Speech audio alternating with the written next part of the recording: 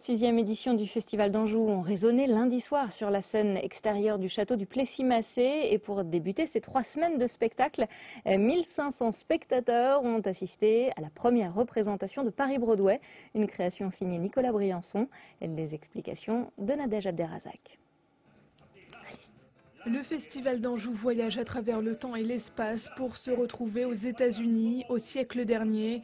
Paris-Broadway, c'est le titre de la dernière création de Nicolas Briançon, une comédie musicale qui met en scène 4 musiciens et 5 interprètes, parmi eux Sophia Essaidi ou encore Claire Perrault. J'avais envie de rendre un hommage, je dirais, à la grande comédie musicale américaine, celle qui part des années 50 en gros, avec Fred Astaire et Gene Kelly, même s'il y a eu bien d'autres choses merveilleuses avant eux, et qui va jusqu'à Bob Fosse dans le milieu des années 80. C'est un art qui nécessite 3 choses, et qui sont parfois 3 choses antinomiques: chant, danse et comédie. Et la gâchure, c'était que ces 3 choses-là soient au même niveau. C'est sans doute ce qu'il y a de plus difficile au monde. Cette chanson il composa, espérant que son inconnu, un matin de printemps, la lune trop rousse de gloire éclabousse.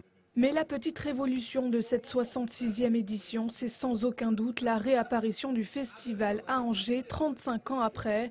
Un retour au bercail qui s'explique par le changement politique intervenu en 2014 avec l'arrivée à la mairie d'Angers de Christophe Béchu, l'ancien président de l'EPCC Anjou Théâtre. C'était l'occasion pour nous de se retrouver dans une évidence, c'est-à-dire d'associer la ville d'Angers à son festival. Ce festival s'appelait le Festival d'Angers, à sa création. Et imaginez que la ville la plus importante du département n'est pas dans l'événement théâtral et culturel sans doute le plus important du département, ce serait grotesque. Est-ce qu'on imagine à Avignon qu'en fonction des changements de majorité municipale, la municipalité d'Avignon se désengage ou pas du Festival d'Avignon? Non.